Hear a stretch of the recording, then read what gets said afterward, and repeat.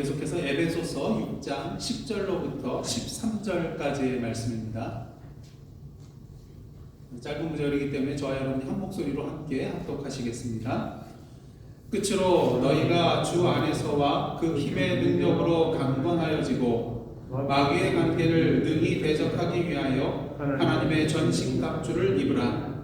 우리의 씨름은 혈과 육을 상대하는 것이 아니요 통치자들과 권세들과 이 어둠의 세상 주관자들과 하늘에 있는 악의 영들을 상대함이라. 그러므로 하나님의 전신갑주를 취하라. 이는 악한 날에 너희가 능히 대적하고 모든 일을 행한 후에 서기 위함이라. 아멘. 이는 하나님의 말씀입니다. 함께 기도하시겠습니다. 하나님, 오늘도 주의 말씀 앞에 섰습니다.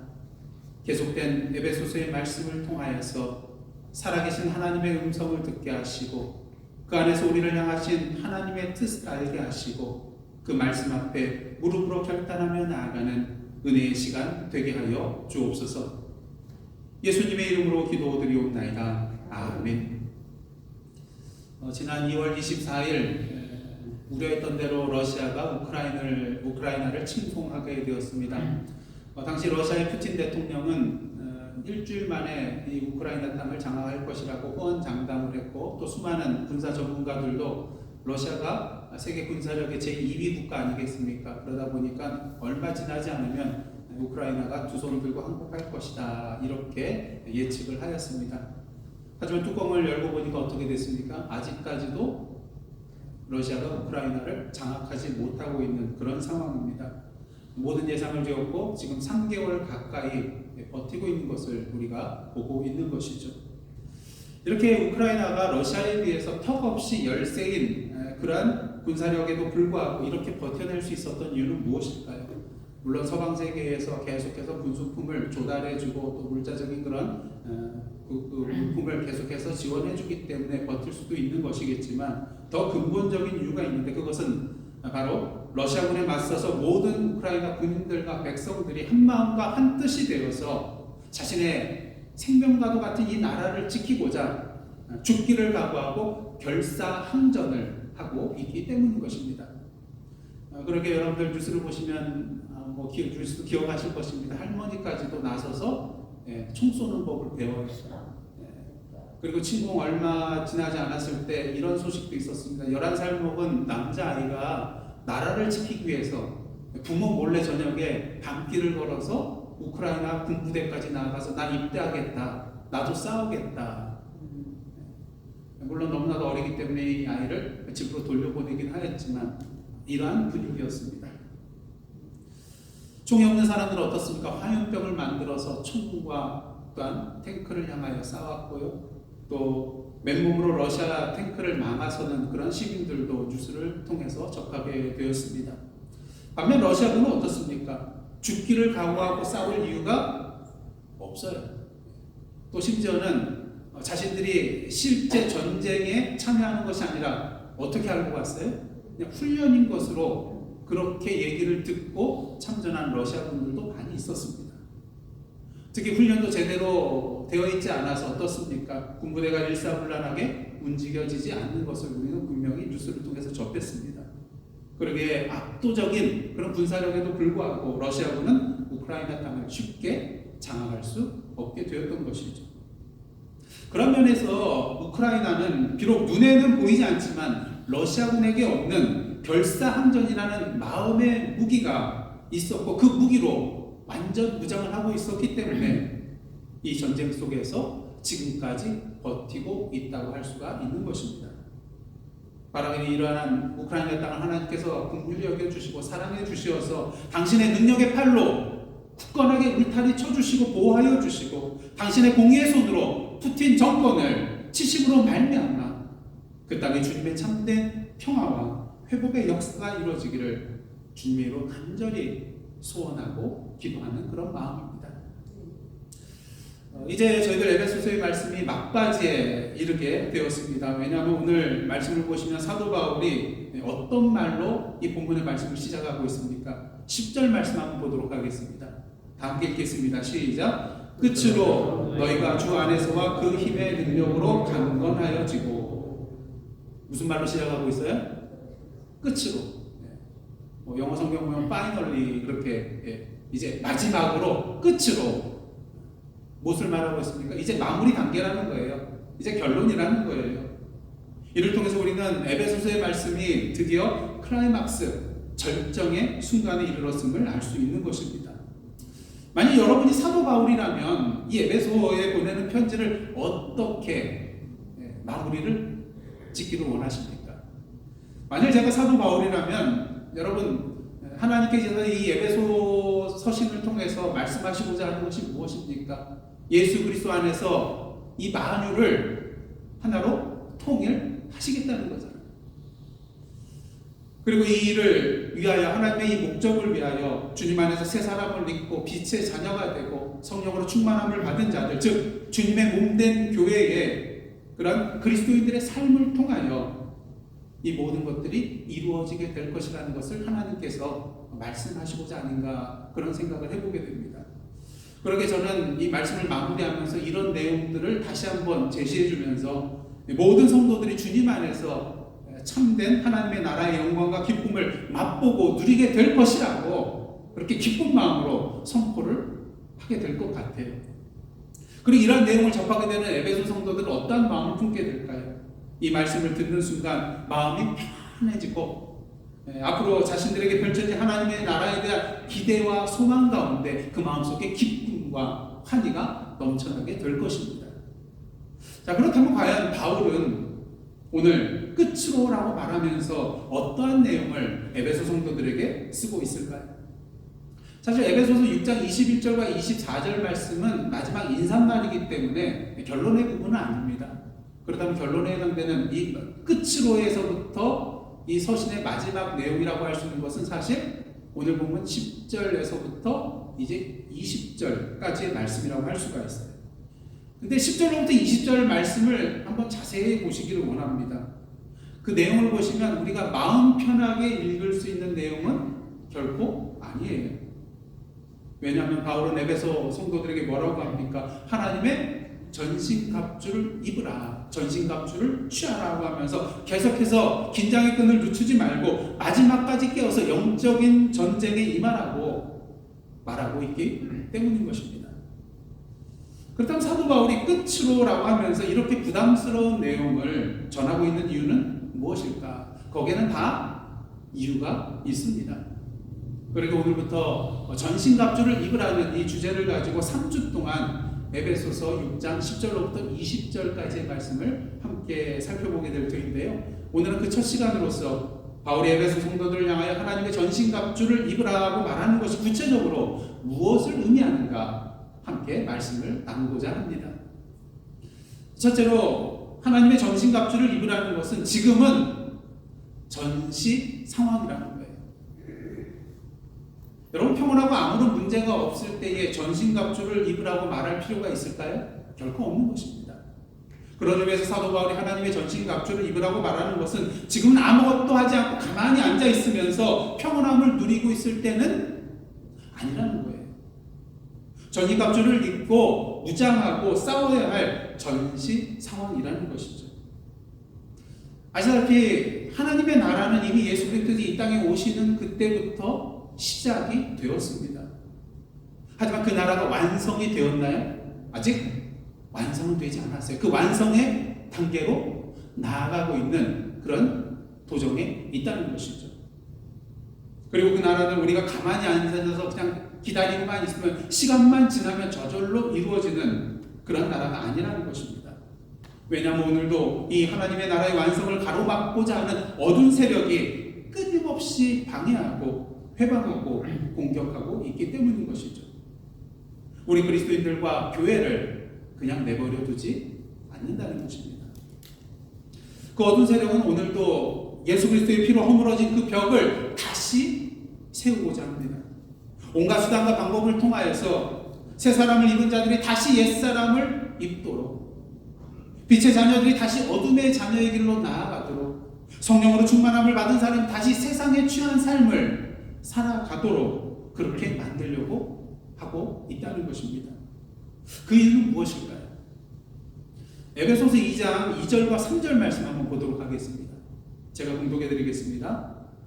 그때에 너희는 그 가운데서 행하여 이 세상 풍조를 따르고 공중의 권세 잡은 자를 따랐으니 곧 지금 불순종의 아들들 가운데서 역사하는 영이라. 전에는 우리도 다 그 가운데서 우리 육체의 욕심을 따라 지내며 육체와 마음에 원하는 것을 하여 다른 이들과 같이 어떤 존재였어요? 본질상 진노의 자녀이었더니. 사도 바울은 무엇을 말하고 있습니까? 우리가 그리스도 안에서 구원받고 새 사람을 입고 변화되기 이전에, 그 전에는 우리가 어두운 세력의 자녀로 살았다는 거예요. 그리고 오늘도 공중 권세 잡은 그 어둠의 세력은 오늘도 우리를 무너뜨리고 넘어뜨리고 실족해 하여서 우리를 다시 자신의 어둠의 세력의 자녀로 삼으려고 한다는 것입니다. 그래서 호시탐탐 기회를 노리면서 계속해서 공격을 하고 있다는 것이죠. 그리고 오늘 우리가 해야 될 일은 무엇입니까? 하나님의 전신갑주를 입고 무장을 하고 그들과 맞서 싸워야 한다는 것이죠. 그런데 큰 문제가 한 가지 있습니다. 우리가 이렇게 하나님의 전신갑주를 입고 무장하고 싸우기 위해서는 지금 우리의 상황이 어떤 상황이라는 것을 알아야 돼요. 전시 상황이라는 것을 알아야 돼요. 내가 그것을 살아가면서 느끼고 있어야 한다는 것입니다. 그런데 정작 우리의 삶 살아가는 데 있어서 그런 것을 느끼고 계시나요? 때로는 느끼지만 느끼지 못하고 살아갈 때가 더 많다는 것입니다. 여러분, 지금 우리가 전시 상황에 있습니까? 우크라이나 땅은 그렇게 여겨질 수 있겠죠. 하지만 그렇게 여겨지지 않는다는 거죠. 느껴지지 않는다는 것입니다. 왜요? 살아가는데 별 문제가 없는 것처럼 보이거든요. 평온해 보이거든요. 오히려 전보다 더 행복한 삶을 사는 것처럼 보이거든요. 그런데 이것이 문제일 수가 있습니다. 문제가 있음에도 불구하고 문제가 없는 것처럼 보이고, 평온하지 않음에도 불구하고 평온한 것처럼 느끼고, 행복한 것이 아닌데 행복하게 느껴질 수 있기 때문인 것입니다. 그럼 전에도 한번 말씀드렸는데 삶은 개구리 증후군이라는 것이 있어요. 전에 어떤 학자들이 이제 실험을 했는데, 이 개구리를 그냥 뜨거운 물에 넣으면은 뜨거우니까 뛰쳐나와요. 하지만 찬물에 넣어서 서서히 긴 시간을 통하여서 불온도를 조금씩 높여나가면 어떻습니까? 이 개구리가 좋다 하면서 그냥 가만히 있는 거예요. 그래서 나중에는 그 속에서 삶은 개구리가 된다는 것입니다. 죽게 된다는 것이죠.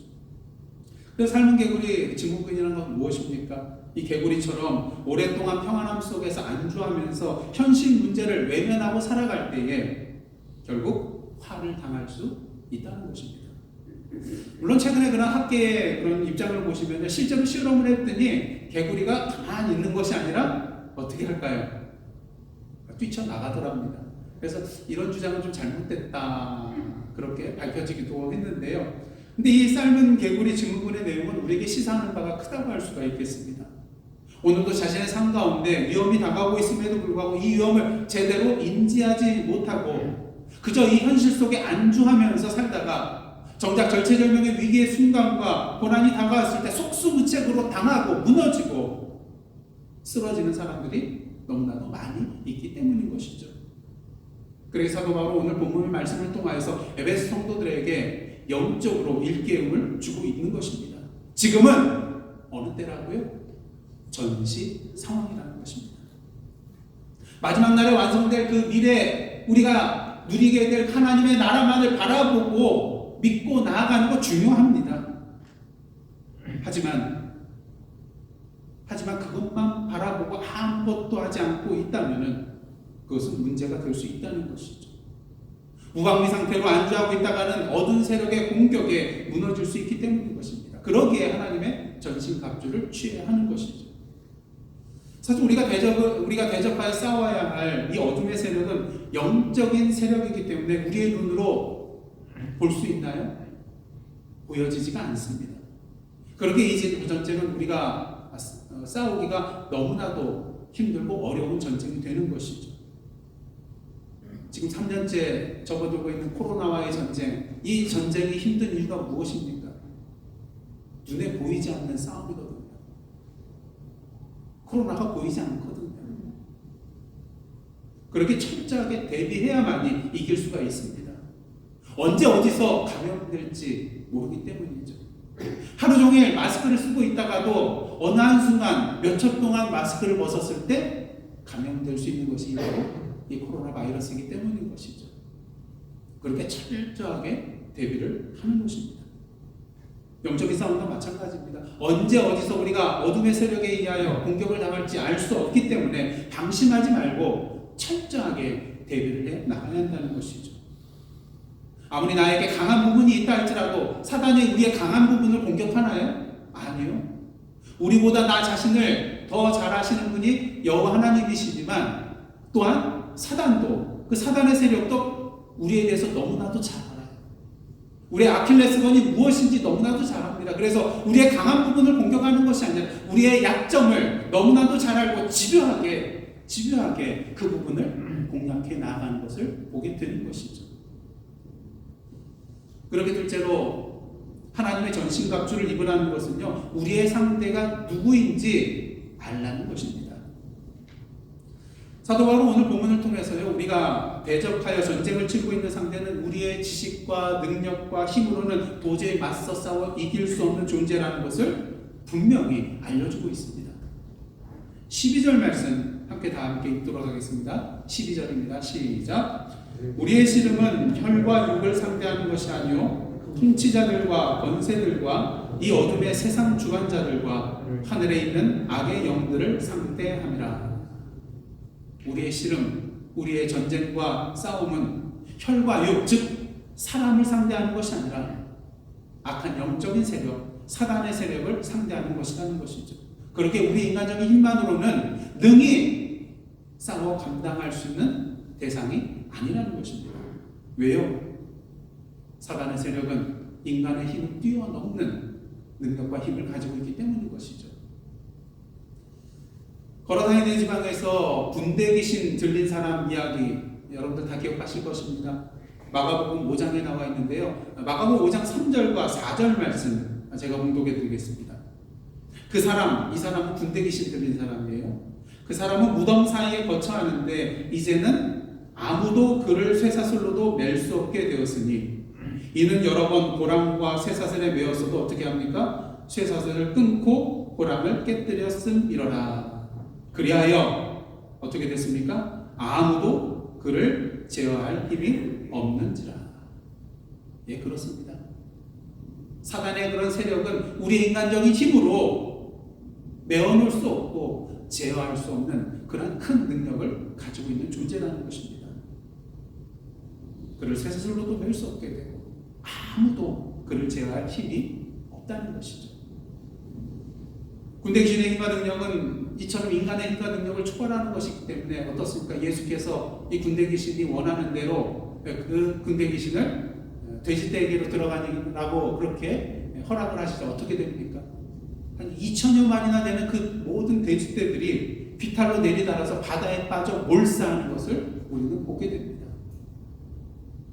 그만큼 사단의 세력은 능력이 있고 강하다는 것입니다. 뿐만 아니라 오늘 보면 11절을 보시면 이러한 말씀이 있습니다. 마귀의 뭐를요?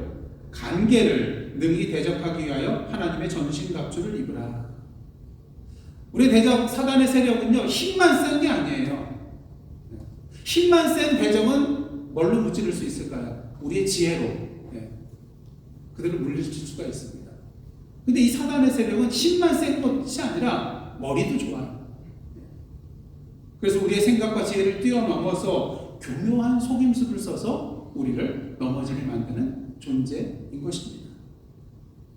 그럼 많은 사람들이 보이스피싱이나 이런 데 속아서 사기를 당하는 것을 볼 때 어떻습니까? 신문이나 뉴스를 접해서 볼 때 바보같이 저거에 당해? 근데 막상 자기한테 전화 보면 어떻습니까? 혹시.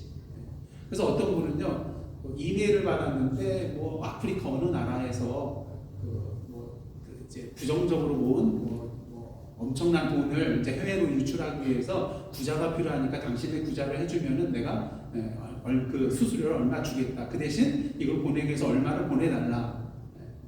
근데 그동안 접했던 거예요. 근데 그 사람 마음속에 어떤 마음이 들었을까요? 나에게 이런 행운이 없으리란 보장이 없지. 나에게도 있을 수 있지 하면서 덜컥 돈을 보내버렸다는 거예요. 어떻습니까? 우리 인간은요, 연약하여서 작정하고 속이려고 달려드는 사람들한테는 이겨낼 수가 없어요. 그래서 어떤 사기범은요, 3년에 걸쳐서 가깝게 지내면서 작업을 걸어가지고 그 사람을 속여가지고 엄청난 돈을 뜯어내는 그런 일들도 뉴스를 통해서 본 적이 있습니다. 몇 년이요? 3년. 3년 동안 얼마나 잘했겠어요. 믿을 만한 사람이 되었죠. 하물며 사단의 관계는 어떻겠습니까? 우리가 상상할 수 없는 그런 방법을 동원하여서 우리를 넘어가게 만든다는 것이죠. 베드로전서 5장의 말씀을 보시면 오늘도 우는 사자처럼 두루다니며 산길자를 찾고 있는 존재가 바로 사단입니다. 그렇다면 우는 사자들이 달려들 때 피하면 되잖아요. 사자가 달려오면 어딘가 숨고 피하면 되잖아요. 근데 문제는요, 우리의 대적 마귀가 우는 사자같이 두루다니며 산길자를 찾고는 있지만 우리가 눈에 뻔히 보이도록 달려들지는 않는다는 거예요. 왜? 오늘 말씀을 보시면 사도 바울은요, 우리가 싸워야 할 대적에 대하여 어둠의 세상 주관자들이라는 표현을 사용하고 있습니다. 이것은 무엇을 의미합니까? 오늘도 사단의 세력은 어둠 가운데 숨어서 우리에게 다가온다는 거예요. 특히 자신들 고린도서 11장의 말씀처럼 광명의 천사로 가장을 하고 다가옵니다. 내가 사탄이요, 내가 너를 넘어뜨리러 왔소 이러면서 드러내면서 오는 것이 아니라 광명의 천사로 그 천사의 모습을 하고 우리에게 다가온다는 거예요. 마태복음 7장의 말씀처럼 양의 옷을 입고 우리에게 나오는 것 같지만 속에는 실상은 뭐예요? 노략질하는 일이라는 것입니다. 그러다 보니 문제가 뭐예요? 우리 주위에 나를 넘어뜨리려고 하는 사단의 세력이 없는 것처럼 보인다는 거예요. 있는데 내 옆에 와 있는데 없는 것처럼 여겨진다는 거예요.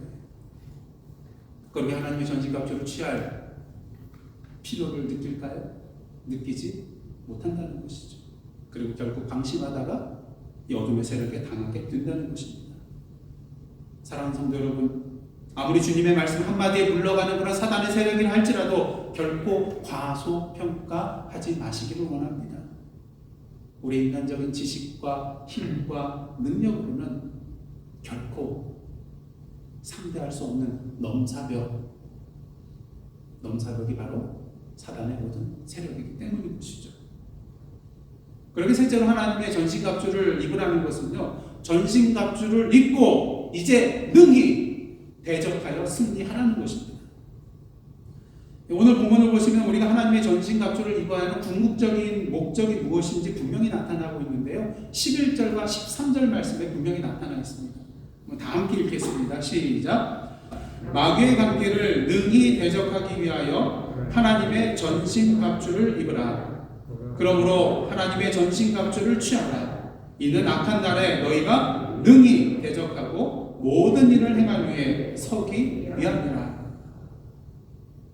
우리가 하나님의 전신갑주를 입어야 하는 이유는 마귀의 관계에 대하여 악한 날에 능히 그들에 대하여 대적하고 서기 위함인 것입니다. 여기서 선다는 것은 무엇을 의미합니까? 여러분, 전쟁터에서 승리한 자는 누구입니까? 마지막까지 쓰러지지 않고 서 있는 자가 승리한 자라는 것이죠. 우리가 이렇게 능히 그 대적을 상대하여 싸우고 승리하기 위해서는 하나님의 전신갑주를 입어야 한다는 것입니다. 우리가 분명히 알아야 될 것은 때로는 하나님께서 그냥 너희는 가만히 서서 내가 하는 것을 봐라, 내가 너희를 위해서 싸워주는 것을 봐라, 이렇게 하실 때도 있는데요, 근데 대부분 보면 어떻습니까? 하나님이 직접 개입해서 싸우기보다는 어떻습니까? 우리에게 대적할 능력을 주셔서 우리로 하여금 나가서 싸우도록 하는 것을 보게 된다는 것이죠. 그렇게 사도 바울은 오늘 말씀을 통해서 가만히 서서 하나님께서 우리를 위하여 싸우시는 것을 보라고 하지 않고 하나님의 전신갑주를 입으라, 전신갑주를 취하라, 그렇게 명령하고 있는 것입니다. 오늘도 우리의 대적에 맞서서 싸워야 할 자는 바로 누구라는 거예요? 우리 자신이다.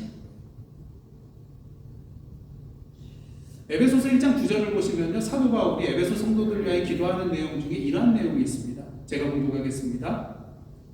그의 힘의 위력으로 역사하심을 따라 믿는 우리에게 베푸신 능력의 지극히 크심이 어떠한 것을 너희로 알게 하시기를 구하노라. 하나님께서 에베소 성도들에게 하여금 하나님의 능력이 얼마나, 그 구원의 능력이 얼마나 크다는 것을 알게 하시기를 원한다는 그런 기도의 내용인 것이죠. 중요한 사실은 이렇게 크고 위대한 하나님의 능력을 알기만 하고 그 하나님의 능력을 우리의 삶의 현장 속에서 사용하지 않고 누리지 못한다면 무슨 소용이 있겠습니까? 여러분, 전쟁터에 나갔는데 총 쏘는 법을 몰라요. 총을 들고 가면 뭐 하겠습니까? 쏠 줄을 모르는데. 최신형 전투기가 있어요. 활주로에 그냥 내버려 둔다면 어떻게 되겠습니까? 무용지물인 것이죠. 바라기는 오늘도 하나님의 지혜와 능력과 힘을 무용지물로 만드는 저와 여러분의 삶이 되지 않기를 원합니다. 오늘도 그 힘과 능력과 지혜를 우리의 삶 가운데 사용하며 나아가는 저와 여러분의 삶이 되기를 간절히 원합니다. 그러기에 뭘 입어야 돼요? 하나님의 전신 갑주를 입어야 하는 것입니다. 그렇게 사도 바울은 오늘 본문 10절을 통해서 이렇게 권하고 있습니다. 다 함께 읽겠습니다. 시작. 끝으로 너희가 주 안에서와 그 힘의 능력으로 강건하여지고. 그래서 강건하여진다는 그런 동사는 수동태로 쓰였어요. 수동태로 쓰였다는 것은 무엇을 의미하죠? 내 힘으로, 내 자신 스스로 강건해지는 것이 아니라 누군가에 의하여서 강하게 된다는 것입니다. 다시 말해서 주 안에서 주님의 능력으로 강해지는 것을 의미한다는 것이죠. 그러게 우리가 하나님의 전신갑주를 입어야 하는 것입니다. 내가 준비한 옷을 입는 것이 아니라, 내가 준비한 무기를 드는 것이 아니라 하나님의 전신갑주를 입고 취해야 한다는 것이죠. 그럴 때 주님의 지혜와 힘과 능력이 바로 우리의 힘과 지혜와 능력이 되기 때문인 것입니다. 근데 중요한 사실은요, 이 강건하여지다는 것이 수동태로 쓰인 동시에 또 현재형이에요. 그것은 무엇을 의미하는가? 주 안에서 강건하여지는 이 역사가 단지 일회적으로 끝나서는 안 된다는 것입니다. 매일매일의 우리의 삶 속에서 계속해서 반복하여 이루어져야 될 것이 주 안에서 주님의 능력 가운데 강건해지는 것이 되어야 된다는 것이죠. 매일매일 하나님의 전신갑주를 입고 능히 사단의 권세에 대적하여 싸워 승리해야 한다는 것입니다. 왜? 우리의 대적 사단은 멈추는 법이 없거든요. 포기하는 법이 없거든요. 쉴 데가 없거든요. 언제까지 공격해야 될까요?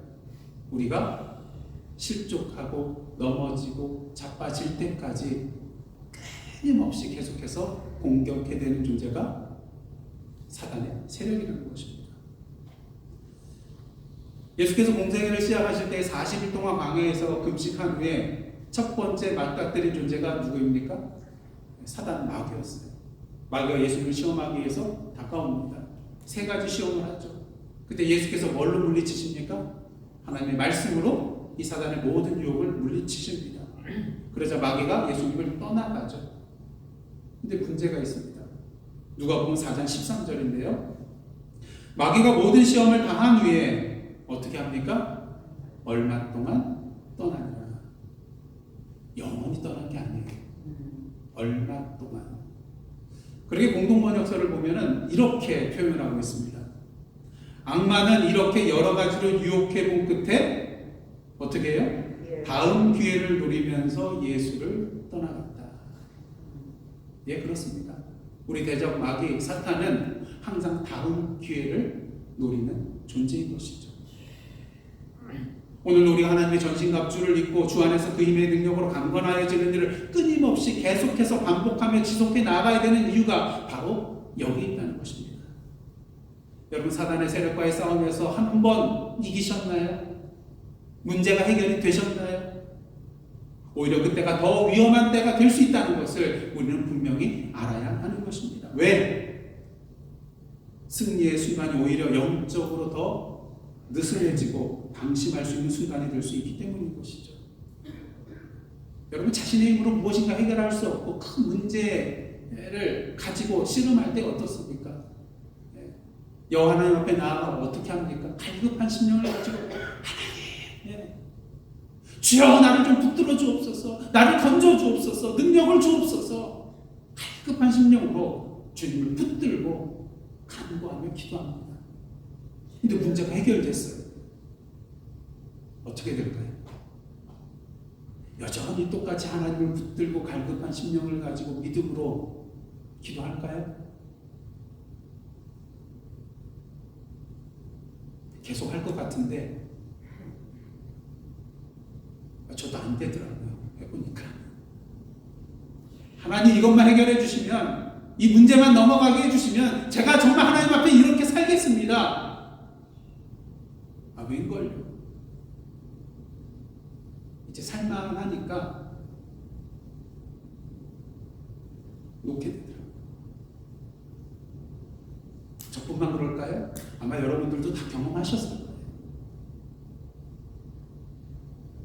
오히려 문제가 하나 해결될 때마다 영적으로 오히려 나사가 풀리고 느슨해지는 것을 여러분들 분명히 경험하셨을 것입니다. 사단이 노리는 때가 언제예요? 바로 그때예요.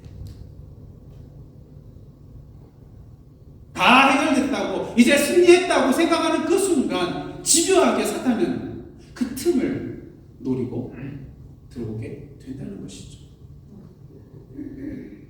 그런지 사랑하는 성도 여러분, 사단의 세력을 결코 과소평가하지 마시길 원합니다.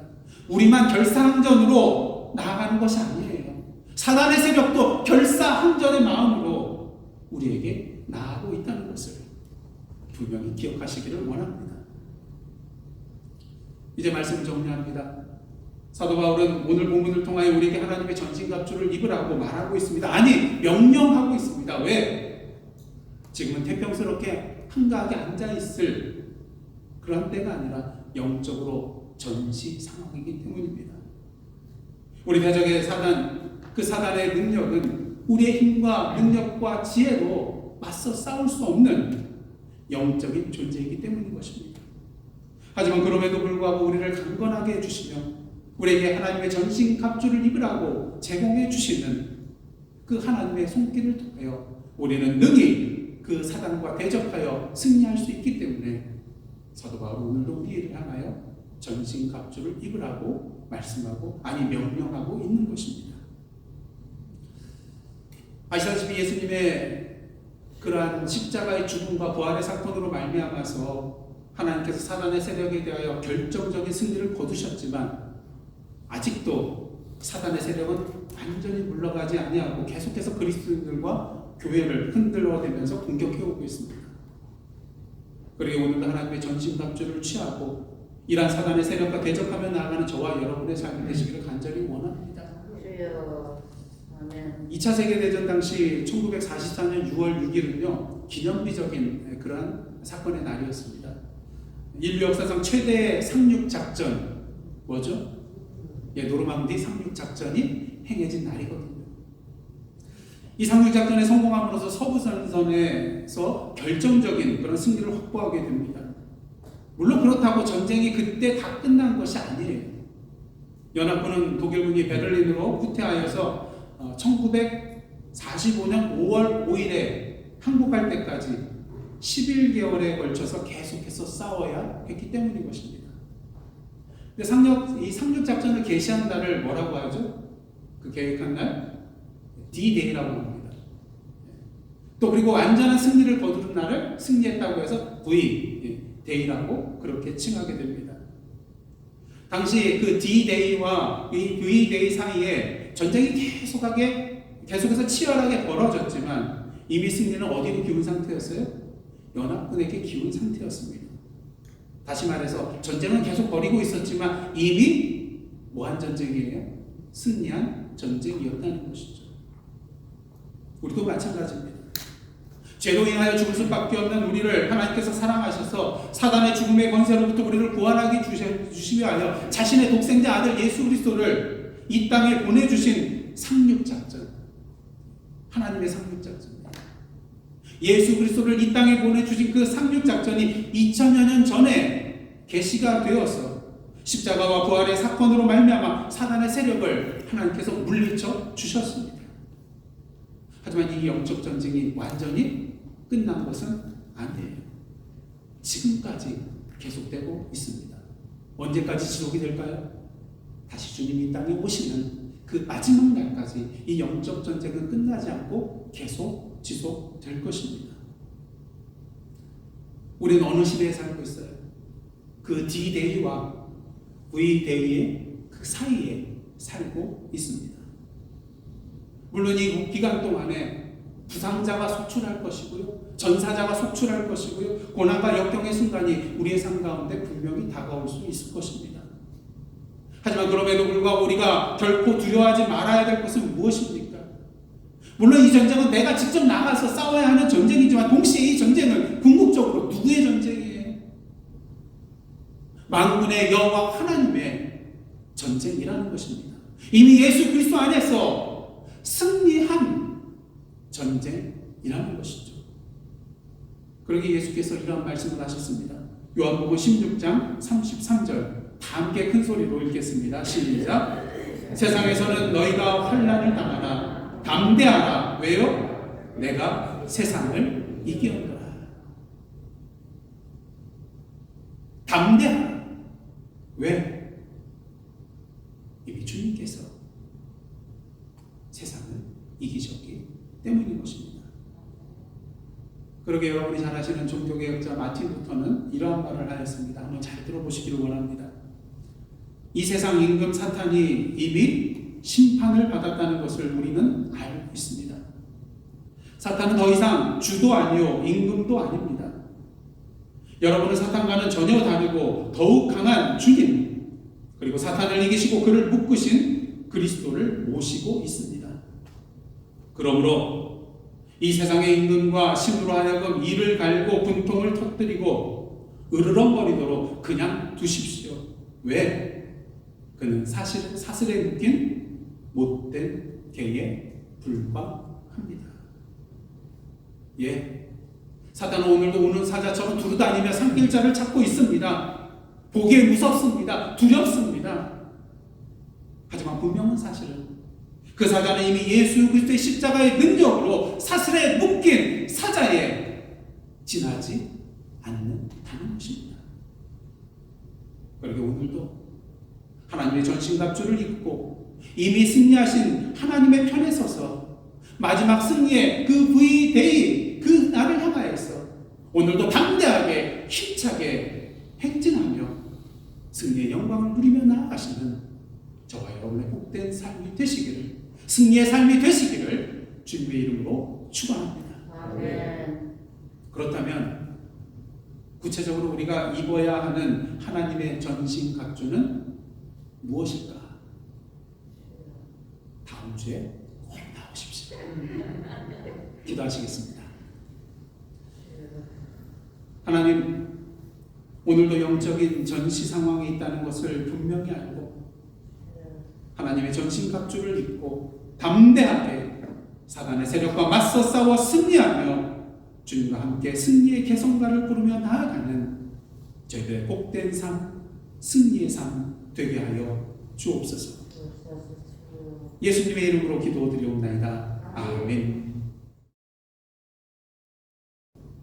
이제는 우리 구주 예수 그리스도의 은혜와 하나님 아버지의 크신 사랑과 성령님의 감동감화 교제케 하시는 역사가 오늘도 영적인 전시 상황에서 하나님의 전신갑주를 입고 사단의 세력에 대적하며 마지막 승리의 영광의 그날을 향하여 담대하게 함께 나아가고자 결단하며 나아가는 하나님의 백성들과 그 삶의 터전 위에 나라와 민족과 북녘 땅과 이 미국 땅과 우크라이나 땅과 선교지와 저희들의 모든 기도 제목과 온 세계 위에 이제부터 영원토록 함께 계시옵기를 간절히 축원하옵나이다. 아멘.